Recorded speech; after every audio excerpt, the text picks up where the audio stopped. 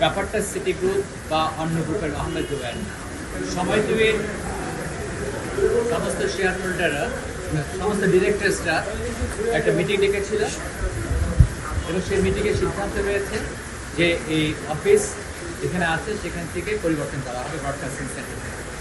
এবং সেই ব্যাপারে আজকে আহমেদ জুবায়ের সাহেব একটা অ্যাপ্লিকেশন দিয়েছিলেন যে এই অফিস যেন সেখান থেকে স্থানান্তরিত না করা হয়। এটা রোববারে হিয়ারিংয়ের জন্য আসছে। আর যদি প্রশ্ন করা হয় যে কে সিদ্ধান্ত নেবে যে তার অফিসে একটা কোম্পানির অফিস কোথায় হবে বা এই ধরনের পলিসি মেকিং কে করবে, তবে এটা তো সবসময় বড় ডিরেক্টরস করে। এস্টাবলিশ প্রিন্সিপাল অফ ল যে কোম্পানির সিদ্ধান্ত তার বোর্ডকেই নিতে হয়।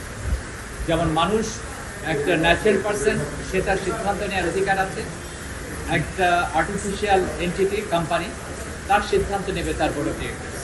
সুতরাং বোর্ড অফ ডিরেক্টর যে সিদ্ধান্ত নিয়েছে সেটি কোম্পানির সিদ্ধান্ত করে পরিগণিত হবে। আপনার বিভিন্ন সিদ্ধান্তে, যেটি এর আগে এক সপ্তাহ বন্ধ রাখার যে সিদ্ধান্ত, আজকে যে স্থানান্তরের যে সিদ্ধান্ত, সেখানে আসলে সিটি গ্রুপের কি পরিমাণ শেয়ার এবং আহমেদ জুবায়ের তার কি পরিমাণ শেয়ার, উনি কেন বারবার আসলে ব্যাপারটা সিটি গ্রুপ বা অন্য গ্রুপের আহমেদ জুবায়ের ব্যাপারটা হচ্ছে যে সময় মিডিয়া লিমিটেডে কে কে শেয়ার হোল্ডার আছে, সেখানে তার ব্যক্তিগত স্ট্যাটাসে বা ক্যাপাসিটিতে কে কে শেয়ার হোল্ডার আছে সেটি বিবেচ্য, তার অন্য পরিচয় সেখানে বিবেচ্য নেই।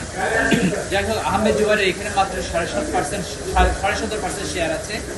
এর বাদে অন্যান্য যারা আছে তারা সবাই একত্রিত এবং তারা কেউই আহমেদ জুবায়ের সাথে একমত পায়নি। এমনকি তার এই গ্রুপের যে অন্য একজন ডিরেক্টর, যে গ্রুপের মেম্বার আহমেদ জুবায়ের, সেই গ্রুপের মেম্বারও এই সিদ্ধান্তে এসছে যে আহমেদ জুবায়ের এই কোম্পানিতে ম্যানেজারেটর নয়, তার এখানে কোনো অবস্থান নেই।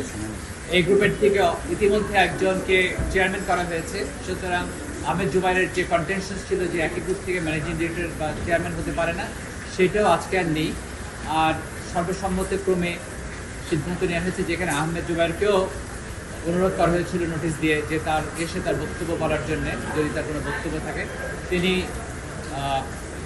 ডিসাইড করেছিলেন যে তিনি এই মিটিংয়ে আসবেন না, উনি অনুপস্থিত থাকবেন। তিনি অনুপস্থিত থেকে তার নোটের প্রতিষ্ঠা দেন নেই, সুতরাং তার এখানে কিছু বলার আছে বলেও ধরে নেওয়া যাবে না। সুতরাং সর্বসম্মতক্রমে কোম্পানির পরিচালকবৃন্দ এই সিদ্ধান্তে উপনীত হয়েছে যে এই গ্রুপের থেকে আরেকজনকে চেয়ারম্যান করা হয়েছে, সেটা হচ্ছে এক। আর দ্বিতীয় হচ্ছে এই কোম্পানির ব্রডকাস্টিং কোথায় হবে সেটা তারা সিদ্ধান্ত নিয়েছে। তাহলে মূল কথা হচ্ছে নাসির ট্রেড সেন্টার যেটা, সেখানে সময় টিভি অফিস থাকবে না, এই সিদ্ধান্ত নিয়েছে সময় টিভি লিমিটেড। সময় টিভির পরিচালকবৃন্দ এই সিদ্ধান্ত নিয়েছে। এই হেডলাইনটা একটু বলা যায়।